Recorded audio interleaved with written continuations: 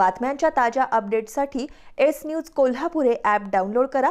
तसंच S news Kolhapur या YouTube चॅनलला जरूर सबस्क्राईब करा. यापुढील बातम्या पाहूयात एका छोट्याशा ब्रेकनंतर. पाहत रहा एस न्यूज. इंधन दरवाढी विरोधात केंद्र सरकारचा विविध पक्षांकडून निषेध. कोल्हापुरात आंदोलनात बैलगाडी तसंच सायकलचा वापर करत राष्ट्रवादी काँग्रेस आणि शिवसेनेनं केली निदर्शनं. सहाय्यक नगर रचनाकार गणेश मानेला तब्बल 20 लाख रुपयांची लाच घेताना रंगेहात पकडलं. आतापर्यंतची कोल्हापूर जिल्ह्यातील लाचखोरांविरुद्धची सर्वात मोठी कारवाई.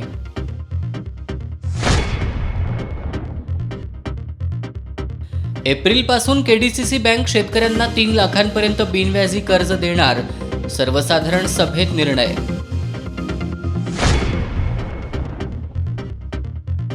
बोरपाडळेच्या गीतांजली कोळी यांचं सरपंच पद रद्द.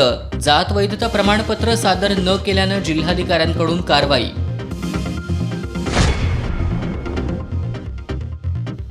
आणि निगवे खालसा इथले शहीद जवान संग्राम पाटील यांच्या अवलंबितांना राज्य सरकारनं मंजूर केली 1 कोटी रुपयांची मदत. नामदार सतेज पाटील आणि आमदार ऋतुराज पाटील यांच्या पाठपुराव्याला यश.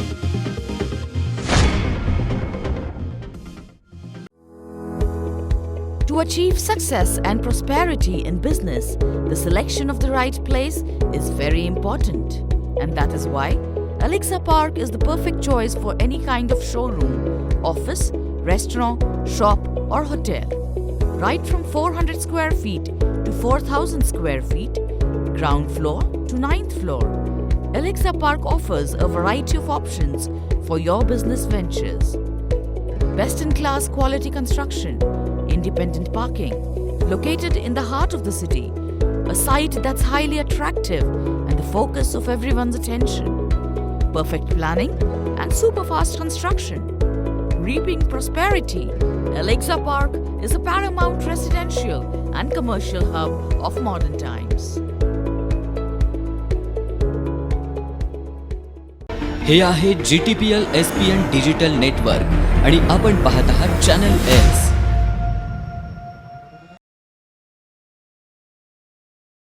एस न्यूजमध्ये आपलं पुन्हा एकदा स्वागत. इंधन दरवाढी विरोधात केंद्र सरकार विरोधात राज्यभरातून संताप व्यक्त होतोय. राष्ट्रवादी काँग्रेसच्या वतीनं आज दरवाढीच्या निषेधार्थ जीवनावश्यक वस्तू बैलगाडीतून घेऊन येत अनोखं आंदोलन करण्यात आलं. केंद्र सरकार सातत्यानं जीवनावश्यक वस्तूंचे दर वाढवतंय. साठेबाजीमुळे कांदा बटाट्याचीही दरवाढ होतीये. गॅस सिलेंडर आणि पेट्रोल डिझेल यांच्या दरवाढीमुळे सर्वसामान्य लोकांना जगणं मुश्किल बनलंय. केंद्र सरकारकडून होणाऱ्या या दरवाढीच्या विरोधात आज राष्ट्रवादी काँग्रेस पक्षाच्या वतीनं राजारामपूर इथल्या माऊली पुतळ्याच्या परिसरात अनोखं आंदोलन करण्यात आलं. राष्ट्रवादी काँग्रेस पार्टीच्या कार्यकर्त्यांनी गॅस सिलेंडर आणि मोटरसायकल थेट बैलगाडीतून आंदोलनस्थळी घेऊन येत केंद्र सरकारचा निषेध नोंदवला. यावेळी आंदोलकांनी केंद्र सरकारच्या विरोधात जोरदार घोषणाबाजी केली. केंद्र सरकारनं केलेली इंधन दरवाढ कमी करावी अशी मागणी राष्ट्रवादीचे नितीन पाटील यांनी केली. या सरकारला जाग आणण्यासाठी आज त्याच्यामध्ये रिकामी सिलेंडर टाकी त्या सजाराजाच्या जोडीमध्ये ठेवून गॅस टाकी मोटरसायकल त्याचा आम्ही निषेध करत आहोत. आणि या केंद्र सरकारनं लवकरात लवकर हे सगळे अन्यायी दर मागे घ्यावेत. जे आमचे आजचे दिन होते आधीचे आमचे बुरे दिन कधीच नव्हते ते आमचे होते ते पहिले दिवस परत आणावेत असं मी आवाहन करत आहे. या आंदोलनात पीटर चौधरी, फिरोज सौदागर, निरंजन कदम, नागेश शिंदे, सुरेंद्र माने, सम्राट गोंधळी, सुनीता कांबरे, तमन्ना शेख, हेमलता पोळ, संपदा काळे, मुमताज बंधुवाले, संगीता माने यांच्यासह राष्ट्रवादीचे कार्यकर्ते सहभागी झाले होते. शिवसेनेच्या वतीनंही इंधन दरवाढी विरोधात दाभोळकर चौकात जोरदार निदर्शनं करण्यात आली.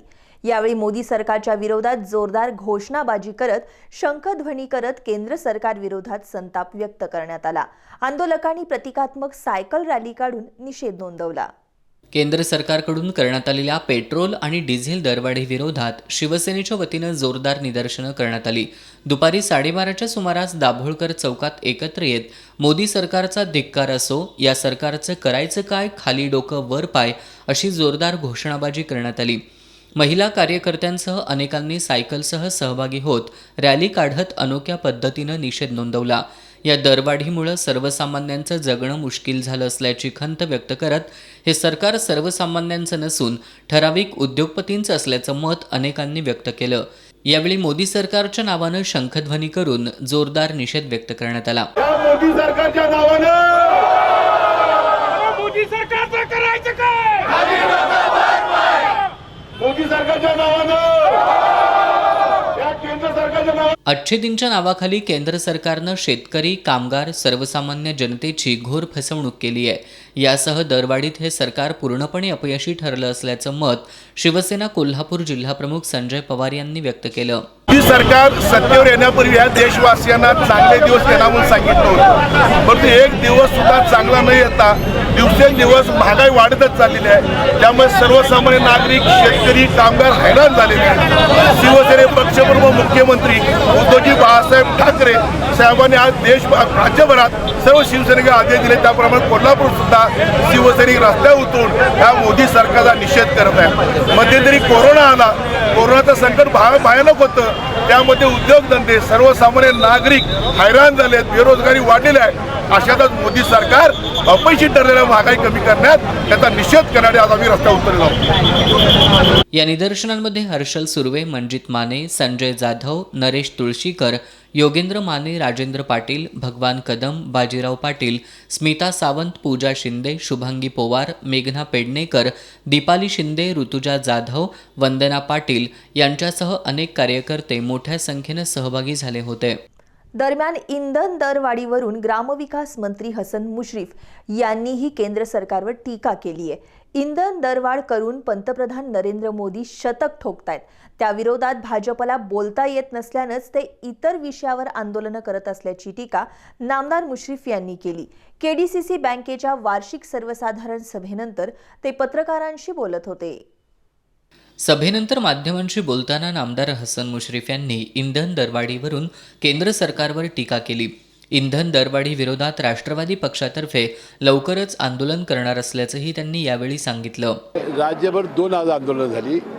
एक शिवसेनेचं इंधन दरवाढ म्हणजे पेट्रोल, म्हणजे नरेंद्र मोदींनी शतकच ठोकलेलं आहे. आता ते 100 रुपयाच्या वरती पेट्रोल होणार आहे. डिझेल आणि गॅसमध्ये प्रचंड वाढ केली आहे. त्याबद्दल शिवसेनेनं आंदोलन केलं आणि वीज दरवाढीच्याबद्दल भाजपने केलं. आता राष्ट्रवादीसुद्धा या इंधन दरवाढीवरचं आंदोलन आम्ही हातात घेणार आहे. इंधन दरवाढीच्या विरुद्ध त्यांना बोलता येत नाही म्हणून अशा पद्धतीनं लोकांचा क्षोभ समोर आणण्याचं काम ते करतायत. विधान परिषदेचे अध्यक्ष नाना पटोले यांनी नुकताच राजीनामा दिलाय. त्यामुळे या पदासाठी राष्ट्रवादीनं आपला हक्क सांगितल्याच्या चर्चा आहेत. मात्र महाविकास आघाडीमध्ये कोणताही पेचप्रसंग तयार झाल्यास तिन्ही पक्षाचे प्रमुख एकत्र बसून तोडगा काढत असल्याचं स्पष्ट केलं. तिन्ही एक सोनिया गांधी, पवारसाहेब आणि उद्धव ठाकरे साहेब बसून मार्ग काढतील. महाविकास आघाडी तुम्हाला माहिती आहे, ज्या ज्यावेळी प्रश्न तयार होतात त्यावेळेस संकटमोचक बरीच आहेत, त्यात ते संकट निवारण करतात. राज्याच्या राज्यपालपदी विक्षिप्त व्यक्ती बसल्याचं वक्तव्य मंत्री यशोमती ठाकूर यांनी केलं होतं. त्यावर पत्रकारांनी विचारलेल्या प्रश्नावरही मुश्रीफ यांनी स्पष्टीकरण दिलं. आपल्या देशामधील डॉक्टर बाबासाहेब आंबेडकरांनी जी घटना लिहिली त्याचे संकेत सातत्यानं ते पाळत नाहीत. आता मला सांगा, विधान परिषदेचे 12 आमदारांची नावं देऊन किती दिवस झाले, किंवा विद्यापीठाचे युनिव्हर्सिटी व्हायचे असतं. त्यामुळं काय होतं की मग सत्तारूढ लोक आणि राज्यपाल असा वाद तयार होतो. वास्तविक राज्यपाल महोदयांनी त्यांना राज्यपाल पद मिळालेलं आहे, त्यांना योग्य तो सन्मान मिळालेला आहे. मला ते घटनेवर हुकूम जर काम केलं तर असे शब्द जाणार नाहीत. आता बातमी आहे मराठा आरक्षणासंदर्भातली. मराठा आरक्षणाच्या अंतिम सुनावणीला 8 मार्चपासून सुरुवात होणार आहे.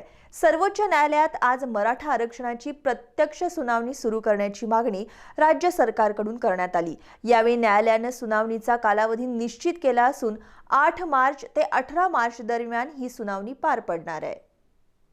सर्वोच्च न्यायालयात आज मराठा आरक्षण प्रश्नी 5 न्यायमूर्तींच्या बेंचसमोर सुनावणी पार पडली. आता मराठा आरक्षण प्रकरणी सर्वोच्च न्यायालयात 8 मार्च ते 18 मार्च अशी सुनावणी चालणार आहे. राज्य सरकारला युक्तिवादासाठी 4 दिवसांचा वेळ देण्यात आला आहे, तर विरोधी याचिकाकर्त्यांना 3 दिवसांचा वेळ देण्यात येणार आहे. केंद्र सरकारसुद्धा याच्यात आपली बाजू मांडणार आहे. 8 मार्चपर्यंत न्यायालयात प्रत्यक्ष सुनावणी सुरू झाली तर प्रत्यक्ष अथवा व्हर्च्युअल सुनावणी घेण्यात येईल असं न्यायालयानं म्हटलंय.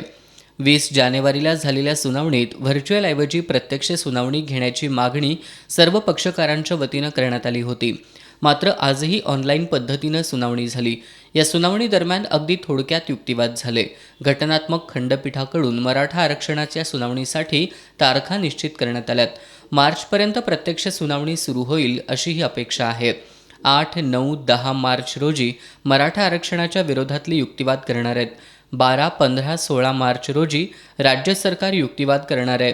तर 18 मार्चला केंद्राच्या वतीनं अॅटर्नी जनरल बाजू मांडणार आहेत. जिल्ह्यातील एका सूतगिरणीच्या 11 एकर जमिनीच्या मूल्यांकनासाठी 20 लाख रुपयांची लाच घेताना सहजिल्हा निबंधक वर्ग 1 या कार्यालयातील सहाय्यक रचना अधिकारी गणेश माने याला अँटी करप्शननं रंगेहात पकडले. माने यानं या कामासाठी 45 लाख रुपयांची लाच मागितली होती. कोल्हापूर जिल्ह्यातील एक सूतगिरणी अवसायनात निघाली होती. या सूतगिरणीचे संस्थापक चेअरमन यांनी या संस्थेच्या 11 एकर जमिनीचे कायदेशीर मूल्यांकन करण्यासाठी नगररचना विभागाकडे अर्ज केला होता. या जमिनीचे मूल्यांकन करून देण्यासाठी सहजिल्हा निबंधक कार्यालयाकडील सहाय्यक नगर रचनाकार गणेश हनुमंत माने यानं तक्रारदाराकडे 45 लाख रुपये लाचेची मागणी केली होती. त्यानंतर तक्रारदारांनी अँटी करप्शन विभागाकडे तक्रार दिली होती. आज 45 लाख रुपयांपैकी 20 लाख रुपयांची लाच स्वीकारताना गणेश माने याला अँटी करप्शन विभागानं रंगेहात पकडलंय. आमच्याकडे अशी तक्रार आल्यानंतर आम्ही त्याचं व्हेरिफिकेशन केलं आणि व्हेरिफिकेशनमध्ये आम्हाला 45 लाखाची मागणी करून आज पहिल्यांदा 20 लाख रुपये देण्याचे त्याच्यामध्ये ठरलं होतं. त्यानंतर आम्ही आज सापळा लावला आणि 20 लाख रुपये घेताना गणेश हनुमंत माने सहाय्यक नगर रचनाकार हे रंगेहात मिळालेले आहेत. पोलीस निरीक्षक युवराज सरनोबत, संजीव बबरगेकर, शरद पोरे, मयूर देसाई, नवनाथ कदम, सुनील घोसाळकर आणि सहकाऱ्यांनी ही कारवाई केली. केडीसीसी बँकेमार्फत शेतकऱ्यांना 3 लाखांपर्यंत बिनव्याजी पीक कर्ज देण्याचा महत्त्वपूर्ण ठराव कोल्हापूर जिल्हा मध्यवर्ती सहकारी बँकेच्या सर्वसाधारण सभेत करण्यात आलाय. 1 एप्रिल 2021 पासून याची अंमलबजावणी होणार आहे. कोल्हापूर जिल्हा मध्यवर्ती सहकारी बँकेची यंदाची 82वी सर्वसाधारण सभा मार्केट यार्डातील शाहू सांस्कृतिक सभागृहात पार पडली. बँकेचे अध्यक्ष नामदार हसन मुश्रीफ यांच्या अध्यक्षतेखाली पार पडलेल्या या सर्वसाधारण सभेत अनेक महत्त्वाच्या विषयांना मंजुरी देण्यात आली. केडीसीसी बँकेमार्फत शेतकऱ्यांना 3 लाखांपर्यंत बिनव्याजी कर्ज देण्याचा महत्त्वपूर्ण ठराव या सभेत करण्यात आला. कोल्हापूर जिल्हा मध्यवर्ती सहकारी बँकेच्या वतीनं 3 लाखापर्यंतच्या कर्जावरील व्याज पूर्णपणे माफ करण्याचा निर्णयही आजच्या सर्वसाधारण सभेत घेण्यात आला. 5 लाखापर्यंतचं कर्ज, व्याज आणि इतर कर्जावरीलही व्याज कशाप्रकारे माफ करता येईल याचा विचार सुरू असल्याचं नामदार हसन मुश्रीफ यांनी सांगितलं. की जे शेतकरी 3 लाख रुपयेपर्यंत कर्ज घेतात त्यांना पूर्णपणानं 0% म्हणजे कर्ज माफ करावं, म्हणजे व्याज माफ करावं आणि 5 लाखापर्यंत सुद्धा कर्जावरचं व्याज माफ झालं पाहिजे याचाही आम्ही विचार करतो आहे. आणि दुसरा विषय आहे की बाकीची जी कर्ज आहेत त्यालासुद्धा व्याजामध्ये सवलत देण्याचा निर्णय हा आजच्या वार्षिक साधारण सभेत घेण्यात आलेला आहे. आजरा साखर कारखान्याबाबतच्या अडचणी लवकरात लवकर सोडवून तो पुन्हा सुरू करू. शेळी मेंढीपालन व्यवसाय करणाऱ्या संस्थांनाही कमी व्याजदरात कर्ज पुरवठा करू अशी ग्वाही नामदार मुश्रीफ यांनी दिली.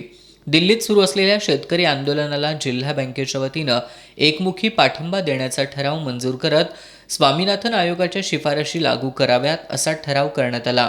सभेला आरोग्य राज्यमंत्री राजेंद्र पाटील यड्रावकर, खासदार संजय मंडलिक, आमदार PN पाटील, राजू आवळे, प्रकाश आवाडे, राजेश पाटील, माजी खासदार निवेदिता माने, अप्पी पाटील, अशोक चराटी, रणजितसिंह पाटील, उदयानी देवी साळुखे यांच्यासह बँकेचे संचालक, अधिकारी आणि सभासद उपस्थित होते. रस्त्याकडेला थांबलेल्या ट्रॅक्टर ट्रॉलीला दुचाकीची पाठीमागून धडक बसून झालेल्या अपघातात दुचाकीस्वार जागीच ठार झाला. संभाजी उर्फ बाबूराव ज्ञानदेव साठे असं त्याचं नाव असून दूध साखर विद्यानिकेतनचे ते निवृत्त कर्मचारी होते. आज सकाळी 7 वाजण्याच्या सुमाराला बिद्री साखर कारखान्याजवळ ही घटना घडली. संभाजी साठे आज सकाळी दुचाकीवरून मुदाळतिट्टा नजीक असलेल्या कालव्याच्या शेजारील शेतात जात होते. बिद्री साखर कारखान्यापासून 500 मीटर अंतरावर रस्त्याकडेला थांबलेल्या ट्रॅक्टर ट्रॉलीला त्यांच्या दुचाकीची पाठीमागून जोरात धडक बसली. यामध्ये त्यांच्या डोक्याला जबर मार बसल्यानं ते जागीच गतप्राण झाले.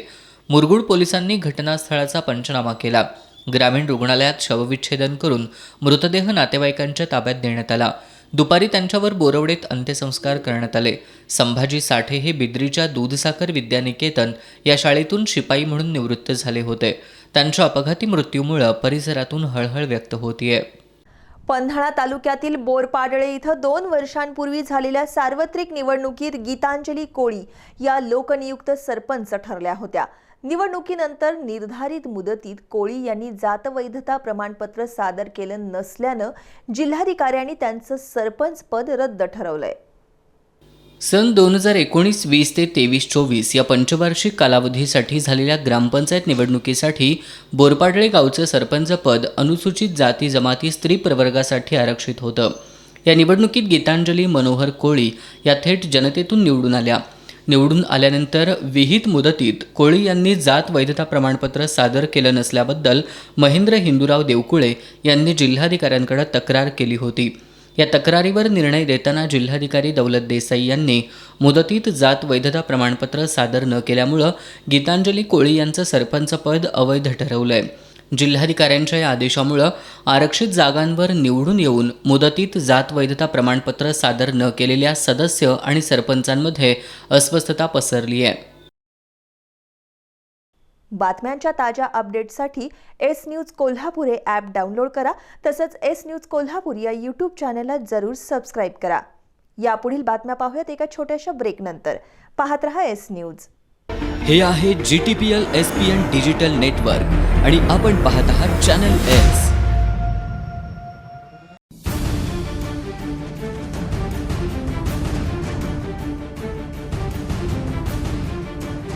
राजकारणाची खबरबात, समाजकारणाचा मागोवा,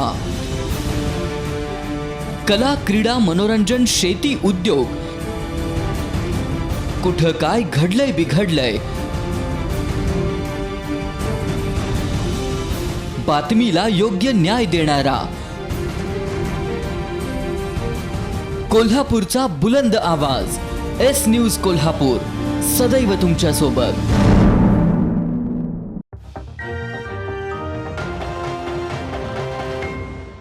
ब्रेकनंतर सविस्तर बातमीपत्रात आपलं पुन्हा एकदा स्वागत. ऐतिहासिक पावनगडावरील महादेव मंदिरासमोर सापडलेले तोफगोळे पुरातत्व विभागाच्या ताब्यात देण्यात आले आहेत. आज तोफगोळे सापडलेली जागा वन विभागाकडून बुजवण्यात आली असून या ठिकाणी पोलीस बंदोबस्त तैनात करण्यात आलाय. ऐतिहासिक पन्हाळगडाला जोडून असणाऱ्या पावनगडावर गेल्या काही दिवसांपासून कोल्हापूरच्या टीम पावनगडच्या वतीनं दिशादर्शक फलक लावण्याचं काम सुरू आहे. शुक्रवारी महादेव मंदिरासमोर दिशादर्शक फलक लावण्यासाठी खड्डा काढण्यात येत होता. त्याचवेळी अवघ्या अर्ध्या फुटावरच तोफेचे सुमारे 400 दगडी गोळे सापडले. हे तोफगोळे पुरातत्व विभागानं ताब्यात घेतले असून तोफगोळे सापडलेली जागा वनविभागाकडून सिमेंट कॉन्क्रीटच्या सहाय्यानं बुजवून घेण्यात आली आहे. पन्हाळा परिक्षेत्र वनविभागाच्या अधिकारी प्रियांका दळवी यांच्या मार्गदर्शनाखाली परिसरात वनविभागाकडून बंदोबस्त तैनात करण्यात आलाय. हा बंदोबस्त 1 वर्षांपर्यंत ठेवण्यात येणार आहे. यावेळी वनपाल विजय दाते, वनरक्षक काशिलिंग बाद्रे, रंगराव उदाळे, शांताराम अस्वले यांच्यासह कर्मचारी उपस्थित होते. जिल्ह्याच्या ग्रामीण भागातही इंधन दरवाढी विरोधात आंदोलन करण्यात आलं. कागल आणि शिरोळ शिवसेनेच्या वतीनं तहसील कार्यालयावर बैलगाडी मोर्चा काढून केंद्र सरकारचा निषेध करण्यात आला. शिरोळ शिवसेना तालुका प्रमुख वैभव उगळे, माजी आमदार उल्हास पाटील यांच्या नेतृत्वाखाली शिवसैनिकांनी शिरोळ तहसील कार्यालयावर मोर्चा काढला. बुवाफन महाराज मंदिरापासून मोर्चाला सुरुवात झाली. मोर्चामध्ये बैलगाडी तसंच बैलगाडीला दोरी बांधून वाहतूक करणारी डिझेलवरील गाडीनं सर्वांचं लक्ष वेधलं. यावेळी केंद्र सरकारच्या निषेधार्थ घोषणा देण्यात आल्या. मागण्यांचं निवेदन नायब तहसीलदार PG पाटील यांना देण्यात आलं. मोर्चात युवासेना तालुका अध्यक्ष प्रतीक धनवडे, राजू आवळे, युवराज घोरपडे, राजू बेले, राहुल काकडे, वैशाली जुगळे आदी सहभागी झाले होते. कागल इथं शिवसेनेनं तहसील कार्यालयावर बैलगाडी मोर्चा काढला. केंद्र सरकार विरोधात घोषणा देण्यात आल्या. पेट्रोलियम मंत्री धर्मेंद्र प्रधान यांनी आपल्या पदाचा राजीनामा द्यावा अशी मागणी विजय देवणे यांनी केली. नायब तहसीलदार शिवाजी गवळी यांना निवेदन देण्यात आलं. आंदोलनात उपजिल्हाप्रमुख संभाजी भोकरे, तालुका प्रमुख अशोक पाटील, शिवगोंडा पाटील तसंच संदीप पाटील, धनाजी नागराळे, काकासो सावडकर, राजेंद्र साळुंखे, बाबूराव शेवाळे, वैभव आडके, विद्या गिरी आदी सहभागी झाले होते. इचलकरंजीत शिवसेनेच्या वतीनं इंधन दरवाढीचा निषेध करण्यात आलाय. केंद्र सरकारच्या विरोधात सेनेनं बैलगाडी मोर्चा काढला. बैलगाडीत दुचाकी ठेवून आंदोलकांनी निषेध व्यक्त केला. गेल्या काही दिवसांपासून इंधनाच्या दरात वाढ होतीये. दरवाढीमुळं मालवाहतूकदार, खासगी वाहनधारक, रिक्षा चालकांसह सर्वसामान्यांची आर्थिक घडी पूर्णपणे विस्कटली आहे.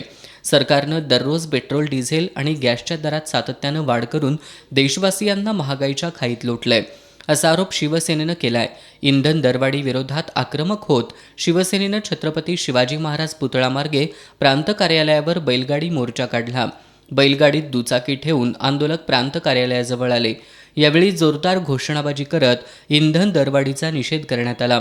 मोदी सरकार सर्वच क्षेत्रात अपयशी ठरत असल्याचा आरोप जिल्हाप्रमुख मुरलीधर जाधव यांनी केला. मोर्चात शिवसैनिक मोठ्या संख्येनं सहभागी झाले होते.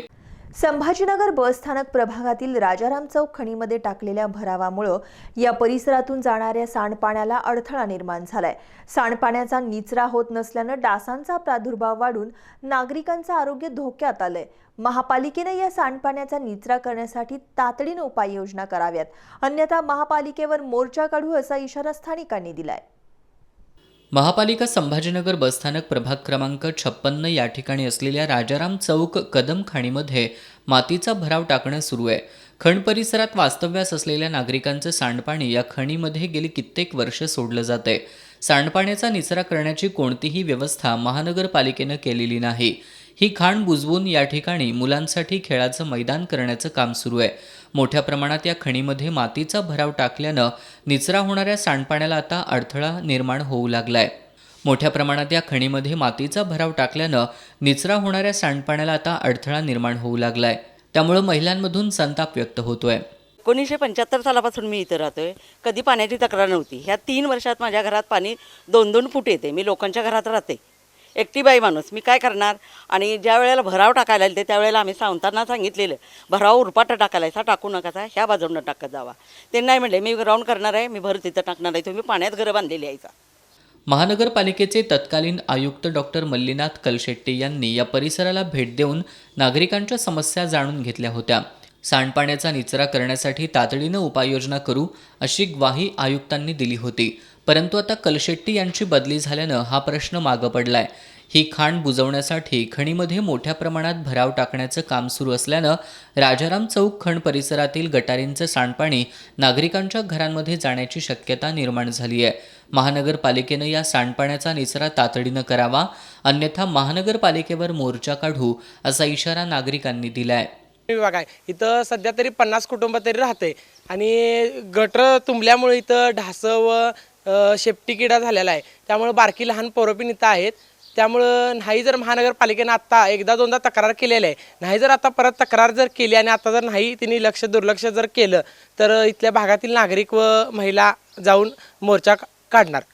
सांडपाण्याचा निचरा व्हावा यासाठी स्थानिक नागरिकांनी महानगरपालिकेच्या संबंधित विभागातील अधिकाऱ्यांना वेळोवेळी निवेदनंही दिली, परंतु या निवेदनाची महानगरपालिकेनं दखल घेतलेली नाही. साचलेल्या या सांडपाण्यामुळं या परिसरात डासांचा प्रादुर्भाव वाढला असून चिकनगुनिया, ताप येणं यासारख्या आजारानं इथले नागरिक त्रस्त झालेत. इचलकरंजीतल्या कचरा डेपोमधील कचऱ्याचा प्रश्न गंभीर बनलाय. या प्रश्नासह शहरातील रस्ते, पाणी आणि आरोग्याशी संबंधित सर्वच प्रश्न सोडवण्यासाठी आपण शासन दरबारी प्रयत्न करतोय, अशी माहिती आमदार प्रकाश आवाडे यांनी पत्रकारांशी बोलताना दिली.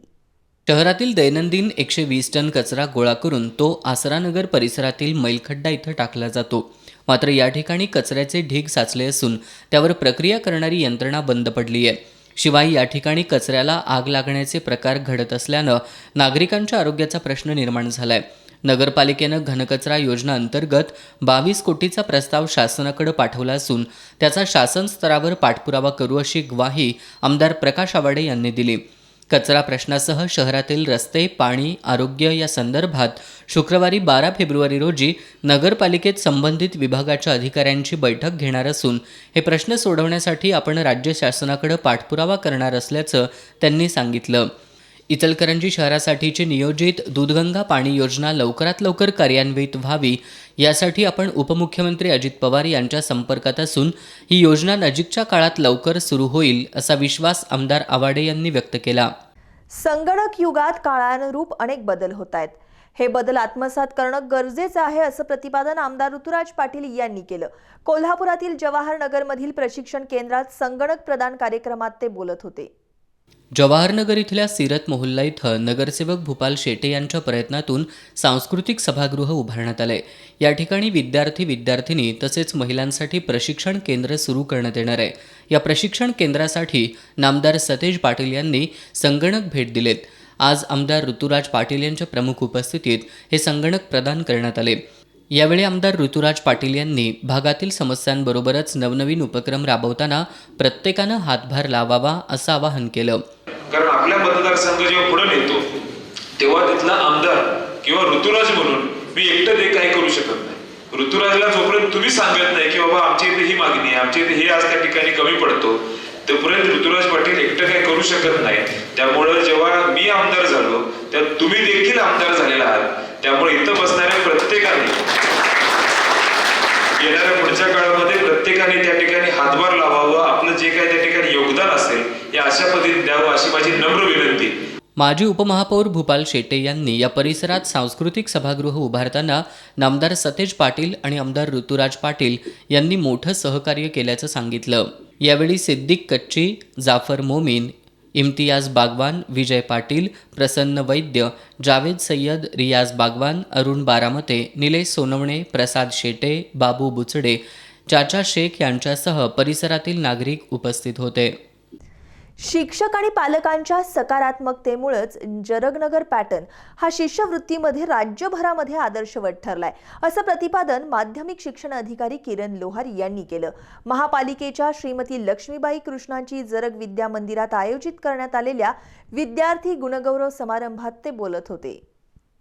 श्रीमती लक्ष्मीबाई कृष्णाजी जरग विद्यामंदिर या शाळेतील पूर्व उच्च प्राथमिक इयत्ता 5वी आणि पूर्व माध्यमिक इयत्ता 8वी शासकीय शिष्यवृत्तीमध्ये राज्य गुणवत्ता यादीत आणि जिल्हा गुणवत्ता यादीत आलेल्या 32 विद्यार्थ्यांचा आणि त्यांच्या मार्गदर्शक शिक्षकांचा सत्कार समारंभ श्रीकृष्ण सरस्वती मंगल कार्यालय जरगनगर इथं संपन्न झाला. कार्यक्रमाला प्रमुख पाहुणे म्हणून माध्यमिक शिक्षण अधिकारी किरण लोहार, प्रशासन अधिकारी शंकर यादव आणि दी न्यू एज्युकेशन सोसायटीचे सचिव प्रभाकर हेरवाडे यांची प्रमुख उपस्थिती होती.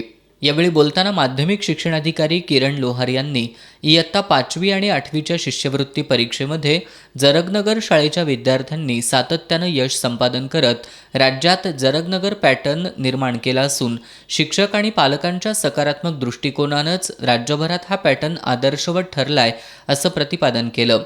तर प्रशासन अधिकारी शंकर यादव यांनी यापुढेही शाळेची गुणवत्ता कायम राहावी यासाठी आवश्यक प्रयत्न केले जातील असं सांगितलं.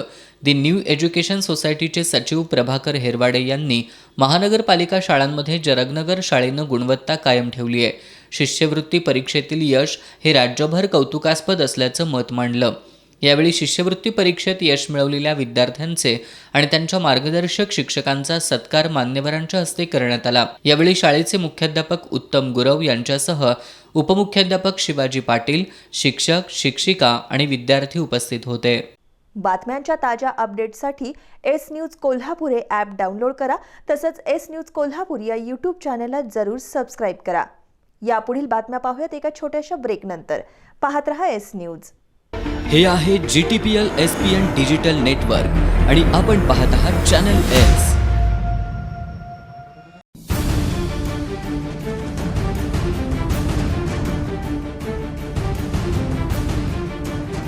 राजकारणाची खबरबात, समाजकारणाचा मागोवा, कला, क्रीडा, मनोरंजन, शेती, उद्योग, कुठं काय घडलंय बिघडलंय, बातमीला योग्य न्याय देणारा कोल्हापूरचा बुलंद आवाज एस न्यूज कोल्हापूर, सदैव तुमच्या सोबत.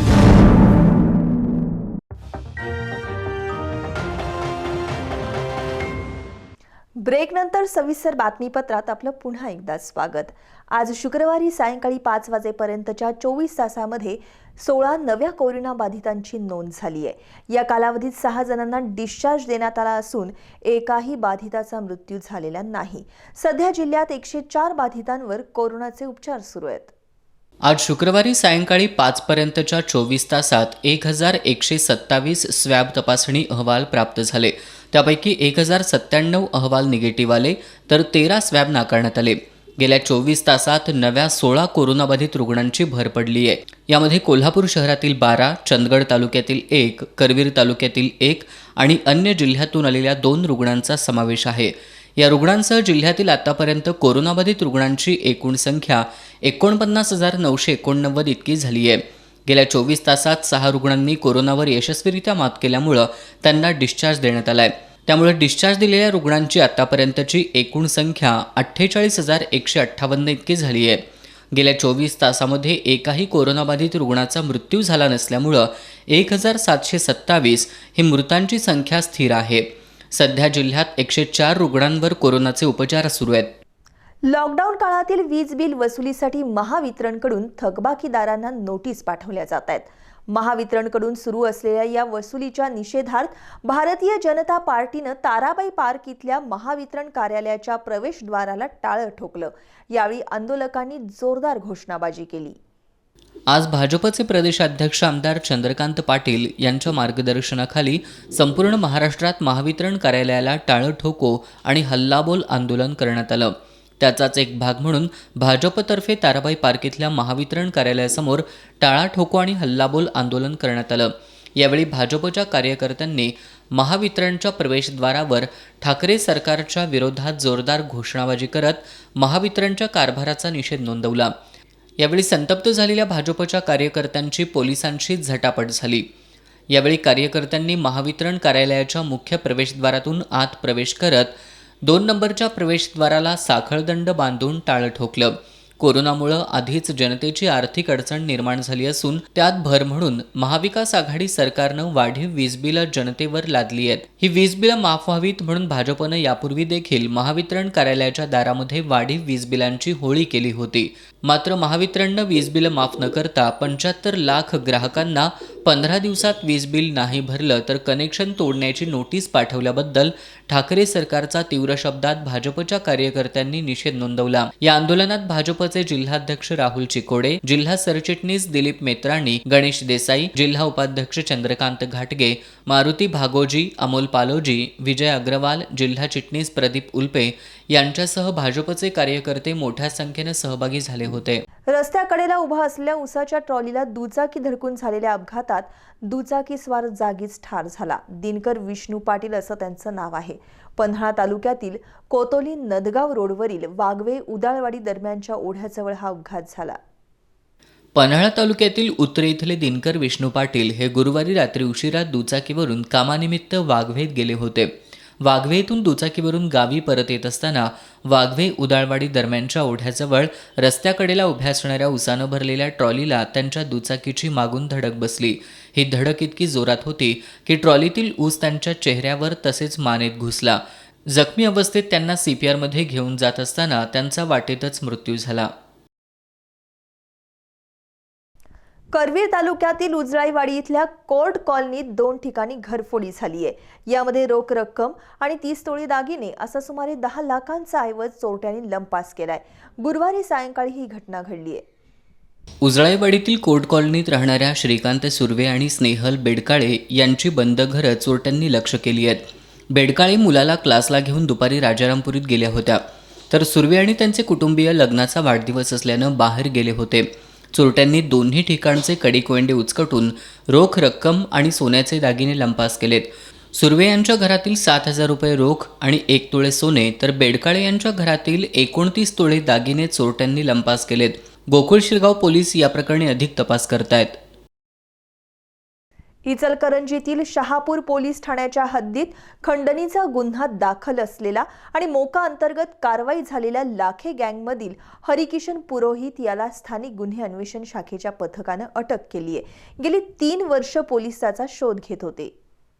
शहापूर पोलीस ठाण्याच्या हद्दीत 2018मध्ये CR नंबर 11/18 खंडणीचा गुन्हा दाखल होता, कट रचून खंडणी मागितल्याचा. त्या अनुषंगाने त्या गुन्ह्याला मोका अंतर्गत कारवाई झाली होती. मोका कायद्याअंतर्गत लाखे गँग म्हणून जो गुन्हा दाखल होता, त्यातला आरोपी हरिकिशन नंदकिशोर पुरोहित हा इथे काम करायचा इचलकरंजी आणि हातकणंगले परिसरामध्ये, परंतु गुन्हा दाखल झाल्यापासून तो अजमेर राजस्थान त्याच्या मूळ गावी तिकडे फरार होता. आम्हाला खात्रीशीर बातमी मिळाल्यानुसार सध्या पोलीस अधीक्षक बलकवडे सर व विशेष पोलीस महानिरीक्षक लोहिया सरांनी जे फरार आरोपी आहेत त्यांची मोका अंतर्गत जे फरार पाहिजे आरोपी आहेत त्यांची विशेष मोहीम राबवण्याबाबत सूचना दिल्या होत्या. त्यानुसार आमची एक टीम कार्यरत आहे. पोलीस उपनिरीक्षक सपाटे आणि विनायक सपाटे, आसिफ कलायगार, सुरेश पाटील आणि विनोद कांबळे यांना एक मिळालेली बातमी होती की पुरोहित हा राजस्थानमध्ये आहे. अजमेरला ती टीम गेल्यानंतर आम्हाला त्या माहितीनुसार म्हणजे तिकडून माहिती मिळाली की तो याच परिसरात फिरतोय. त्याला काल संध्याकाळी त्याला ताब्यात घेतलेला आहे आणि पुढील कायदेशीर कारवाई करून त्या गुन्ह्यामध्ये त्याला अटक केलेली आहे. सुमारे 2.5-3 वर्षापासून तो फरार होता. अंबाबाई मंदिर परिसरात सुरू असलेल्या कामांमुळे फुलं विक्रेत्यांना विस्थापित व्हावं लागलं. त्यानंतर इथल्या फुलं विक्रेत्यांनी ज्योतिबा रोडवर महापालिकेनं उपलब्ध करून दिलेल्या जागेत स्वनिधीतून महालक्ष्मी फुल मार्केट उभारले. आज विधिवत या फुल मार्केटचा शुभारंभ करण्यात आला. कुठल्याही विकासात्मक कामांच्या यशस्वीतेमध्ये विस्थापितांच्या पुनर्वसनाचा मुद्दा हा नेहमीच महत्त्वाचा ठरतो. करवीर निवासिनी श्री अंबाबाई मंदिर परिसरातील मनकर्णिका कुंडाच्या कामामुळं या ठिकाणी वर्षानुवर्ष व्यवसाय करणाऱ्या फुल विक्रेत्यांना विस्थापित व्हावं लागलं. पण या विक्रेत्यांवर अन्याय होऊ नये यासाठी महानगरपालिकेनं मूळ जागेच्या जवळच ज्योतिबा रोडवर गाळे उभारण्यासाठी जागा उपलब्ध करून दिली आहे. या जागेत इथल्या विक्रेत्यांनी स्वखर्चातून महालक्ष्मी या नावानं फुल मार्केट उभारलंय. पुनर्वसनाच्या मुद्द्यावरून अनेकदा प्रशासन आणि विक्रेत्यांमध्ये संघर्ष होत असतो, पण इथल्या विक्रेत्यांनी मंदिराच्या विकासामध्ये अडथळा न आणता सामंजस्याची भूमिका घेतली. तर महानगरपालिकेनेही विक्रेत्यांना जागा उपलब्ध करून देत त्यांच्यावरील अन्याय दूर करण्याचा प्रयत्न केला. प्रशासन आणि विक्रेत्यांमधील सामंजस्यातून उभारलेल्या महालक्ष्मी फुल मार्केटचा धार्मिक विधी करत आज शुभारंभ करण्यात आला.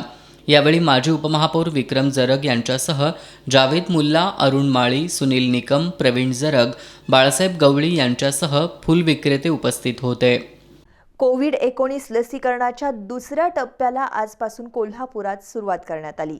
महापालिकेच्या सिद्धार्थनगर प्राथमिक नागरी आरोग्य केंद्रात 28 फ्रंटलाईन वर्करना लस देण्यात आली.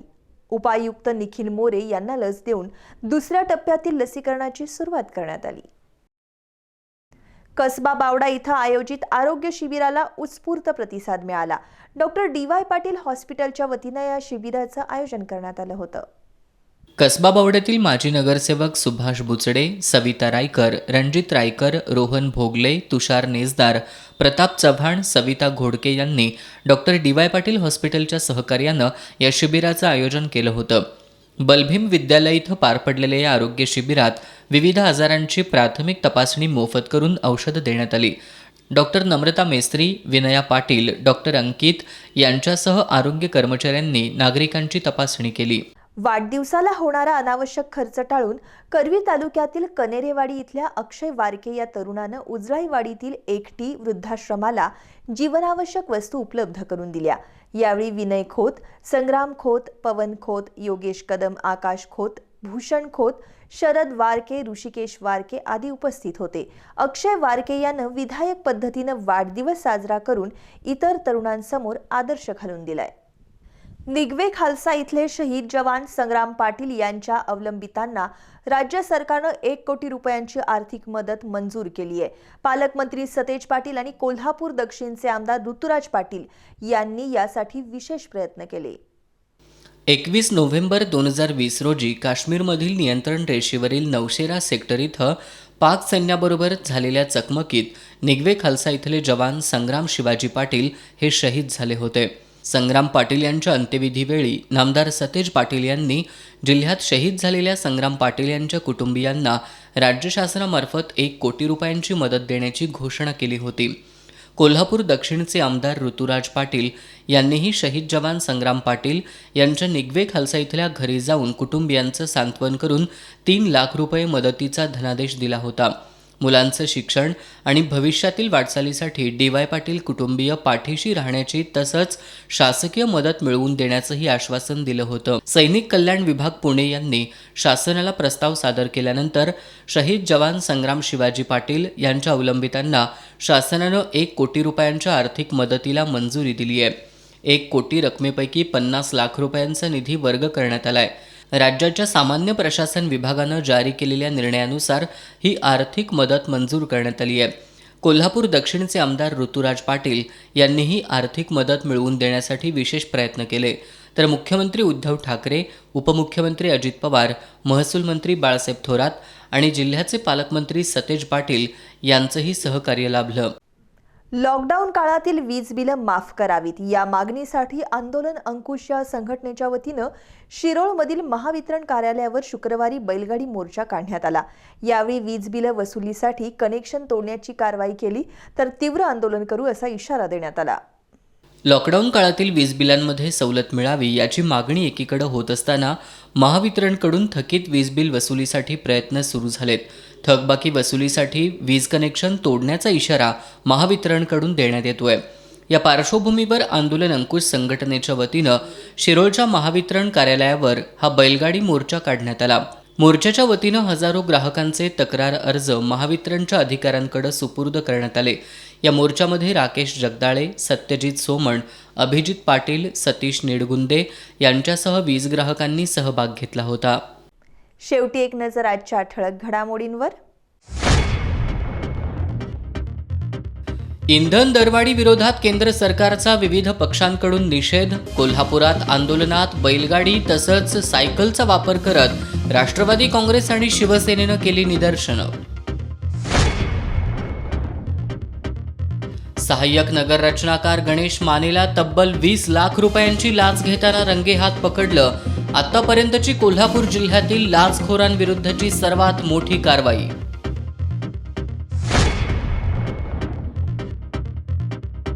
एप्रिलपासून केडीसीसी बँक शेतकऱ्यांना 3 लाखांपर्यंत बिनव्याजी कर्ज देणार.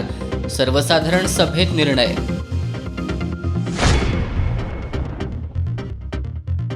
बोरपाडळेच्या गीतांजली कोळी यांचं सरपंच पद रद्द. जात वैधता प्रमाणपत्र सादर न केल्यानं जिल्हाधिकाऱ्यांकडून कारवाई.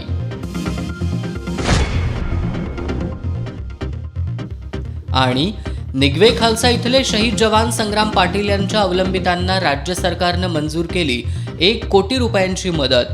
नामदार सतेज पाटील आणि आमदार ऋतुराज पाटील यांच्या पाठपुराव्याला यश. हे आहे GTPL SPN डिजिटल नेटवर्क आणि आपण पाहत आहात चॅनल S.